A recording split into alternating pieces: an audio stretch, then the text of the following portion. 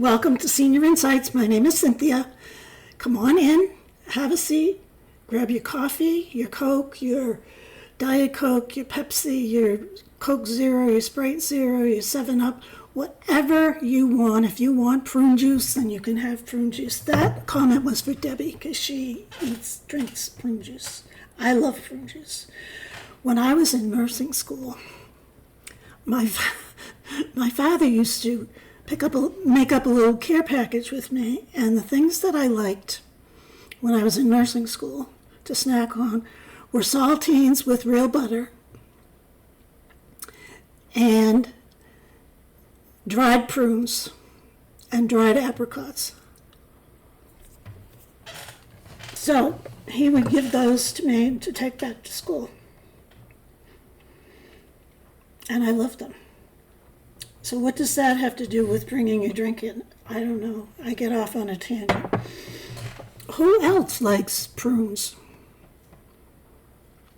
They're actually kind of good. Now, see, I'm doing another thing that I gave you guys a lecture on a long time ago.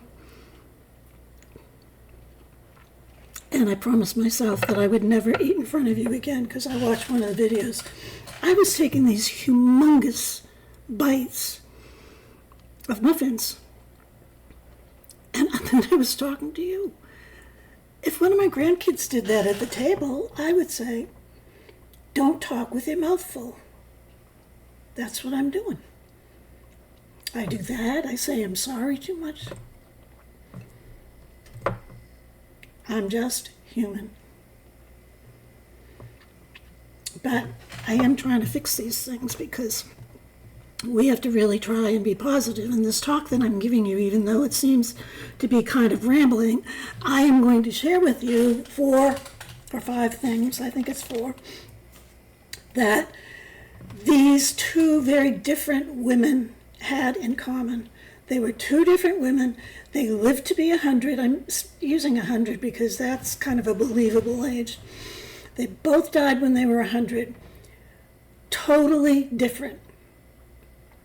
One had tremendous faith.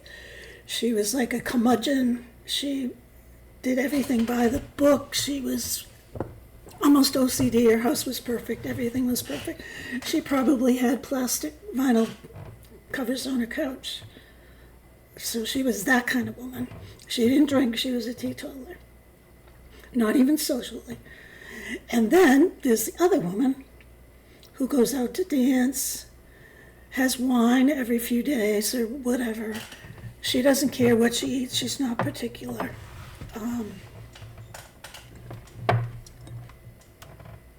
But they both live to be 100. So what are the things that they had in common? They actually had a lot in common. And the first one that I'm going to talk about, because I think it's probably the most important, I know it's important to a lot of people on this channel, because a lot of people have tremendous faith. And there's a lot of Christians on this channel. And whatever other religion or spiritual plane you're on, it's okay. But one of the things that you have to have is faith. Or that these two women had. They had faith. They had faith.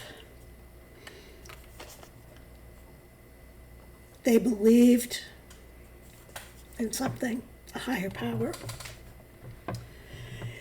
When you go and you belong to a church or some religious affiliation, you have a sense of belonging. It can actually lead to more years to your life, add more years to your life. But the power of belief goes beyond even religion. It's believing in yourself. Believing in yourself. We talk about this all the time on this channel. Believing in your family, trusting your family, believing in your community, and any personal mission that you have. That's what the kind of faith I'm talking about. The kind of faith that people pray every day, that people go to Mass, or they go to church on Sunday, or they go to a nature on a nature walk, and that's where they find God. Whatever it is, we need, or we should, have a spiritual life of some sort. So, as I said, that is the most important thing. Then what else do we have? We all have this. You know why we have this? Because we're here. We're here. We have survived. We've talked about this a million times. We have survived horrendous things. Horrendous things. I know I have. I never thought I could survive some of them. I thought my heart was broken, like shattered. I'm here. I'm sure you've had traumatic events in your life that made you feel like your heart was broken, like you were going to shatter, that all you wanted to do was lay in bed and curl up and die or croak or just not have to deal with anything. Well, you did get up. It may have taken you 1 week, it may have taken you 3 years, but you got up. You got up, you got out of bed, and you said, come on, we got to get our act together. And you did. There are so many things in your life that you should be proud of. We're not talking about negative things. I'm trying to avoid negative stuff. But look back at your life and see all the things that you've accomplished. The fact that you're here, you've accomplished so much. You've survived your life up until now. You figured out how to use the computer or the phone. You understand maybe a little, maybe a lot of the internet. And here you are.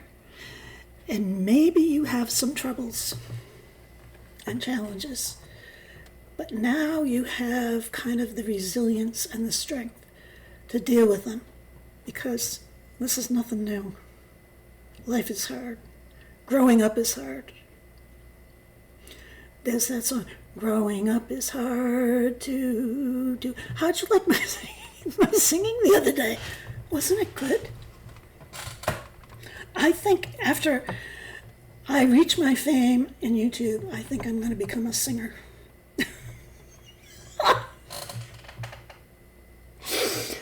So, I still want to talk about resilience. It's mental toughness, and mental toughness is important for a long physical life.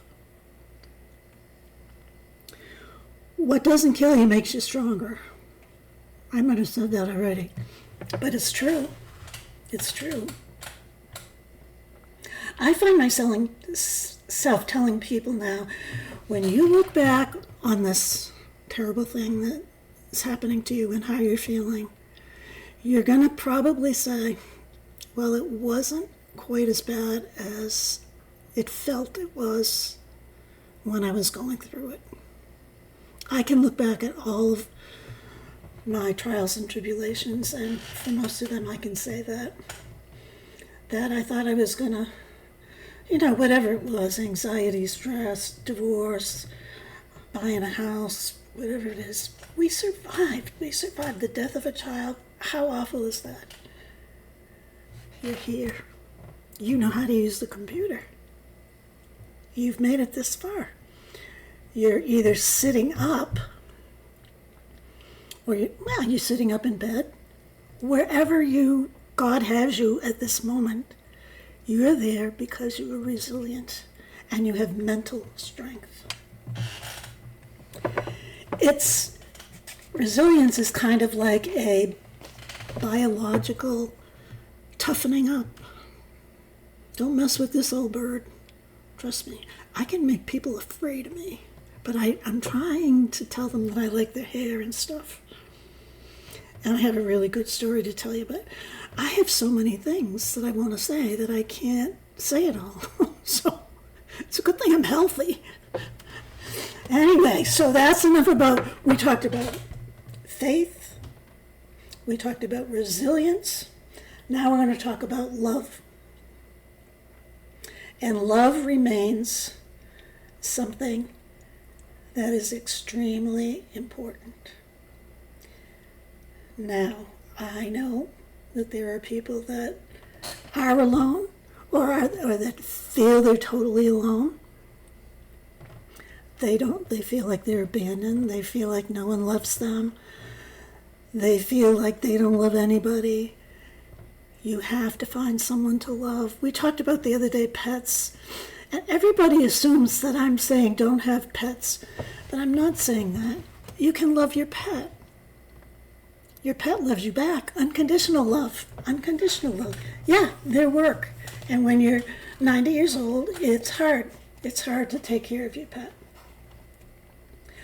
But one of the biggest protectors of longevity is how social you are.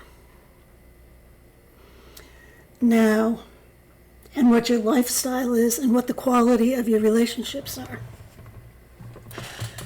So I thought about that because I also did a video on how I don't like to go out.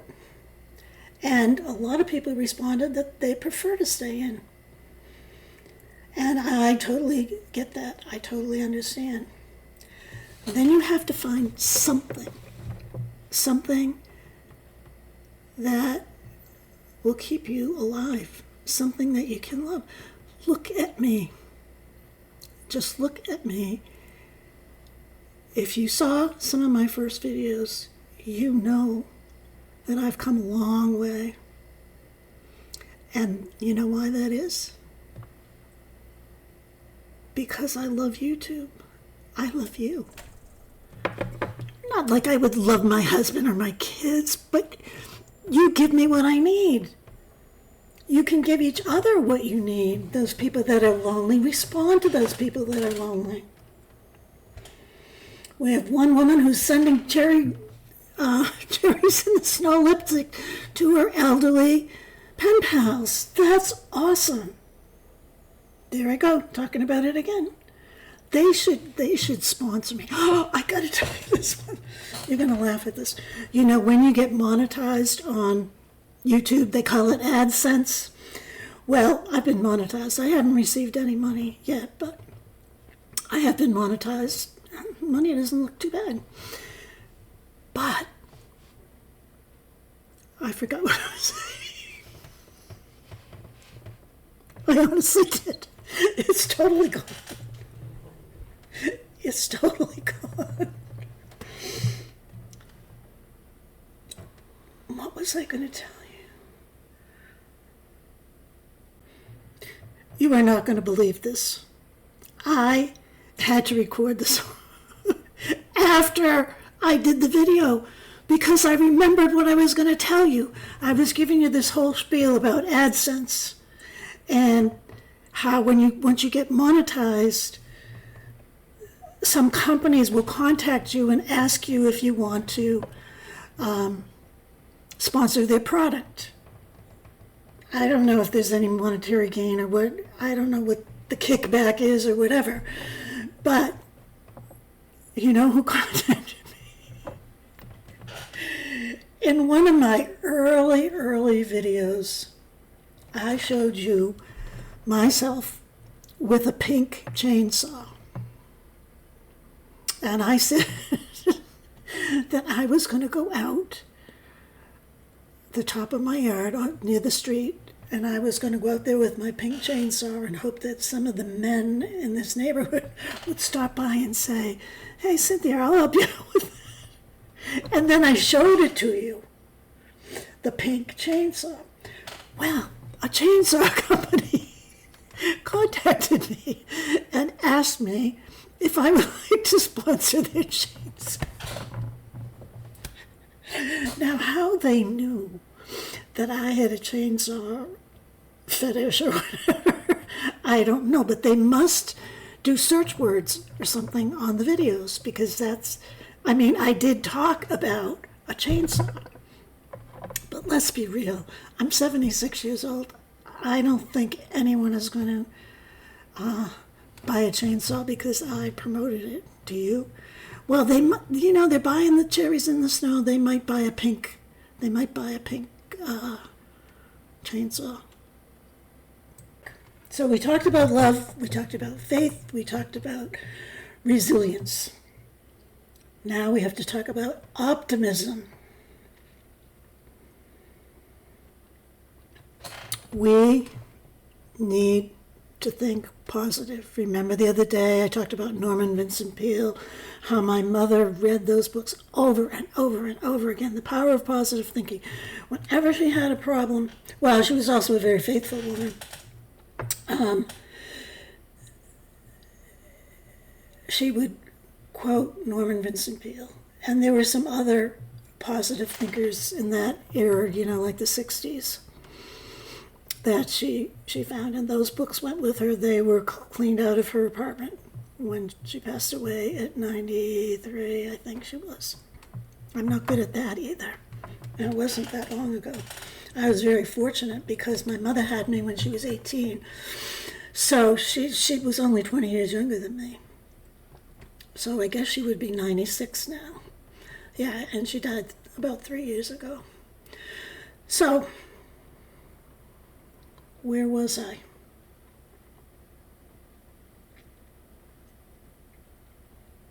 Optimism, power of positive thinking.